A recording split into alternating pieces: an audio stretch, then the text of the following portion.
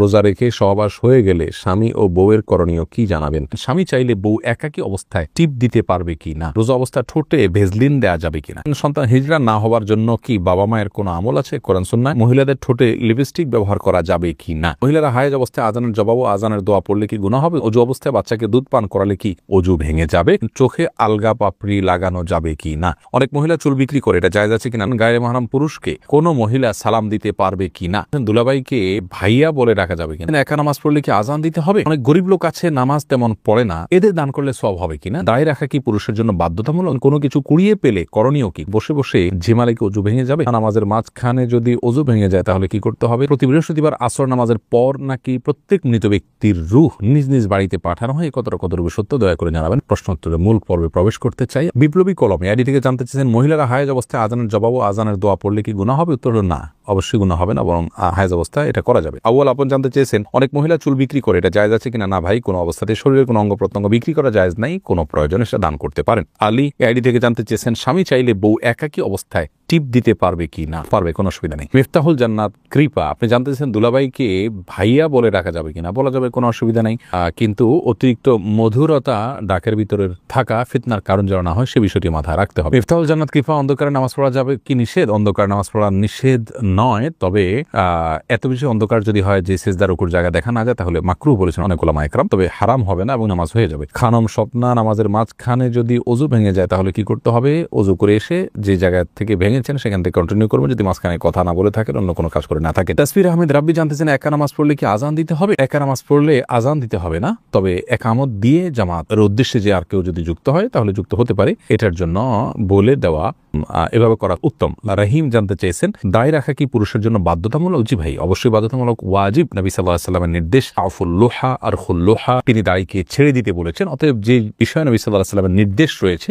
সেটি সাধারণ এবং স্বাভাবিক অবস্থা আমাদের জন্য ওয়াজিব। মারজান ইসলাম জানতেছেন, সন্তান হিজড়া না হওয়ার জন্য কি বাবা মায়ের কোনো আমল আছে কোরআন সুন্নাহয়? বিশেষ কোনো আমল নেই, তবে হ্যাঁ, সন্তান যেন নেক হয়, চক্ষু শীতলকারী হয়, সেজন্য আগে থেকে দোয়া করবেন। সূরা ফুরকান আয়াত নম্বর ৭৪ এবং অন্যান্য দোয়াগুলো বিশেষ পড়বেন। ইনশাআল্লাহ আল্লাহ তাআলা এমন সন্তান দিবেন যে সন্তান আপনার আমার চোখকে জুড়াবে। মান্নান রাজু জানতে চেয়েছেন, অনেক গরিব লোক আছে নামাজ তেমন পড়ে না, এদের দান করলে সওয়াব হবে কিনা? ভাই রাজু, অবশ্যই সওয়াব হবে। আল্লাহ রাব্বুল আলামিন তিনি তাদেরকে রিজিক দিচ্ছেন, আপনি কেন দিতে পারবেন না? অমুসলিমকে পর্যন্ত দান করা যায়, অতএব বিনামাজিকে দান করা যেতে পারে। বিশেষ করে দান করে তার মধ্যে যদি এক ধরনের কৃতজ্ঞতা বোধ তৈরি করতে পারেন এবং তাকে যদি এর মাধ্যমে দাওয়া পেশ করেন নামাজের প্রতি, তাহলে সেটা আরো বেশি প্রশংসনীয় কাজ হবে ইনশাআল্লাহ। রোমানা আক্তার জানতে চেয়েছেন, প্রতি বৃহস্পতিবার আসর নামাজের পর নাকি প্রত্যেক মৃত ব্যক্তির রূহ নিজ নিজ বাড়িতে পাঠানো হয়? কতটুকু সত্য দয়া করে জানাবেন। সম্পূর্ণ ভুল এবং কুসংস্কারাচ্ছন্ন একটি বিশ্বাস। প্রিয় বোন, বৃহস্পতিবার রাতে মানুষের রূহ ফিরে আসা তো দূরের কথা, মানুষের রূহ একবার চলে গেলে সেটা আর পৃথিবীতে কখনো ফিরে আসে না। এটা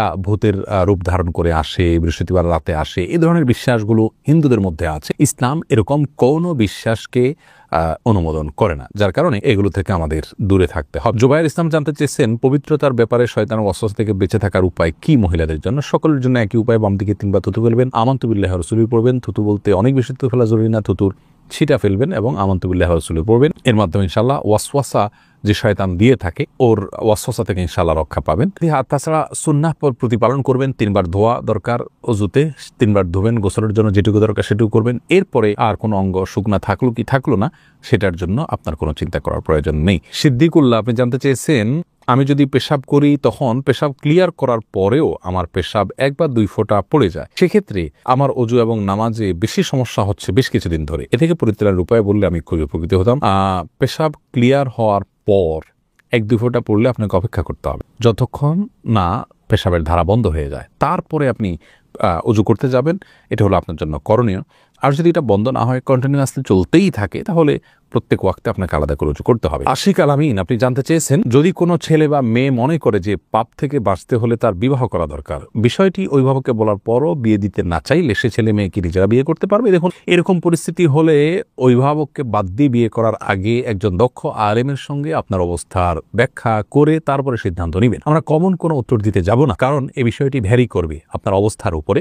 বিশেষ করে আপনি একটা রিলেশনে জড়িয়ে যাবেন, এরপরে বলবেন আমি টিকে থাকতে পারছি না, তাহলে আপনি নিজেই তো নিজের কবর রচনা করেছেন, এরপরে বলবেন যে আমি বেঁচে থাকতে পারছি না, তাহলে সেটার দায়ভার আপনাকে বহন করতে হবে। এই অজুহাতে অভিভাবকদের অবাধ্য হওয়া জায়েজ হবে না। নাদিয়া নওশিন জানতে চেয়েছেন, অজু অবস্থায় বাচ্চাকে দুধ পান করালে কি অজু ভেঙে যাবে, দুধ পান করলে অজু ভাঙবে না। বোন শামীম রেজা জানতে চেয়েছেন গায়রে মাহরাম পুরুষকে কোনো মহিলা সালাম দিতে পারবে কিনা। গায়রে মাহরাম পুরুষ যদি হয় তাহলে সেক্ষেত্রে তাকে মহিলা সালাম দিতে পারবে বলে বিন বাজ রাহিমাহুল্লাহ ফতোয়া দিয়েছেন। সৌদি আরবের সাবেক গ্র্যান্ড মুফতি এবং তিনি দলিল হিসেবে পেশ করেছেন। আল্লাহ রাব্বুল আলামিন কোরআনে বলেছেন ওয়াকুল্লা কাওলাম মারুফা, স্বাভাবিক কথা মেয়েরা বলতে পারবে, আর সালাম এটা স্বাভাবিক কথার অন্তর্ভুক্ত, অতএব সালাম দিতে পারবে। যদি সালামের ভিতরে কোনো লৌকিকতা না থাকে, সালাম দেওয়ার সময় কোনো মাধুর্য সৃষ্টি করা না হয়, ফিতনার কোনো আশঙ্কা না থাকে, ইনশাআল্লাহ স্বাভাবিকভাবে সালাম দিতে পারবে। তবে বর্তমানে যে ফিতনার ছড়াছড়ি চলছে এই পরিস্থিতিতে যদি সেটাও অ্যাভয়েড করা যায় সেটা নিরাপদ আমরা মনে করি। রোমানা তানহা আপনি জানতে চেয়েছেন বসে বসে ঝিমালে কি অজু ভেঙে যাবে।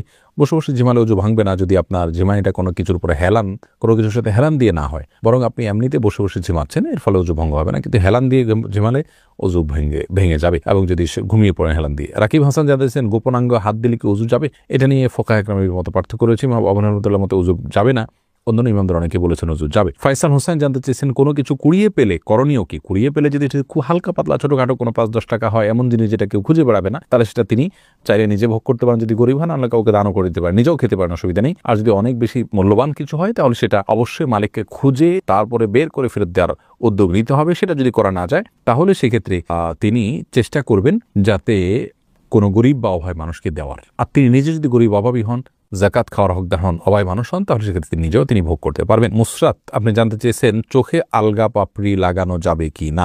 চোখে পৃথক আলাদা করে পাপড়ি লাগানো উচিত নয়, একান্ত বাধ্য না হলে। অসুস্থতার কারণে ওটা পড়ে গেছে, কোনো কারণে খারাপ দেখা যাচ্ছে বা দেখতে পাচ্ছেন না, এ সমস্ত কারণে ভিন্ন কথা।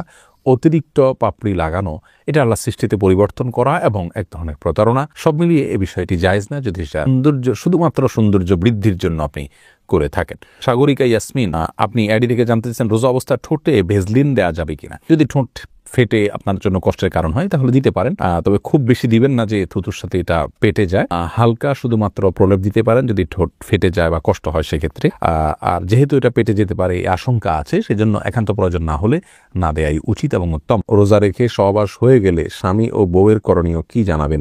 আল্লাহ মাফ করুন, এরকম যদি হয় তাহলে সেক্ষেত্রে উভয়কে যে রোজা ভেঙেছেন তার জন্য একটা রোজা রাখতে হবে, আরও কাফারা স্বরূপ 60টা রোজা টানা রাখতে হবে নির্বিচ্ছিন্নভাবে। মাঝখানে কোনো প্রকার বিচ্ছিন্নতা হয়ে গেলে আবার শুরু থেকে রাখা শুরু করতে হবে। আর যদি সেরকম তৌফিক তাদের না হয় তাহলে 60 জন মিসকিনকে তারা খাবার খাওয়াতে হবে, অর্থাৎ এক একজনের 60 জন করে, দুজনে 120 জন মিসকিনকে খাদ্য দিতে হবে যদি কখনো রোজা ভাঙা হয়ে যায় সবাসের মাধ্যমে। আল্লাহ তাআলা মাফ করুন। আশিক রনি আপনি জানতে চেয়েছেন মহিলাদের ঠোঁটে লিপস্টিক ব্যবহার করা যাবে কি না। দেখুন, মহিলাদের ঠোঁটে যদি লিপস্টিক ব্যবহার করা হয় এবং সেটা সৌন্দর্যের জন্য করা হয়, নিজের স্বামী শুধুমাত্র দেখেন, বাহিরে প্রদর্শিত না হয়, তাহলে সেক্ষেত্রে অসুবিধা নেই। কিন্তু যদি এমন হয় যে সেটা অন্যদের মধ্যে প্রদর্শন করা হয় এবং অন্যরা দেখে, তাহলে সেক্ষেত্রে সেটি নিষিদ্ধের আওতায় পড়বে। নবিতা এই আইডি থেকে আপনি জানতে চেয়েছেন শাড়ি পরে নামাজ হবে না, কথাটা কতটুকু সত্য। না ভাই, শাড়ি পরলে নামাজ হবে না একথা সঠিক নয়। নামাজের সাথে কোন পোশাক পরে আপনি সালাত আদায় করছেন তার সম্পর্ক নয়, আপনি সালাত আদায় করার সময় সতর ঢাকছেন কিনা এটা হলো মূল বিষয়। একসময় আমরা ছোটবেলা দেখতাম যে মা চাচিরা সাদা কাপড় পরে সালাত আদায় করতেন এবং এটাকে নামাজের কাপড় বলে মানুষ আলাদা নাম দিত। সে সমস্ত কাপড় সুতির থাকতো, অনেক পাতলা থাকতো, হাতের গোছাইতে দেখা যেত। এরকম যদি হয় তাহলে সেক্ষেত্রে সেটা নিয়ে নামাজের প্রশ্ন তোলা যেতে পারে। আর শুধু শাড়ি পরলে গলা, কাঁধ ইত্যাদি যে জায়গাগুলো ঢাকা উচিত নামাজের মধ্যে সেগুলো ঢাকা যায় না, হাতের গোছা ইত্যাদি দেখা যায়। তো এই কারণে শুধু শাড়ি পরে নামাজ পড়লে নামাজ হওয়াটা কঠিন।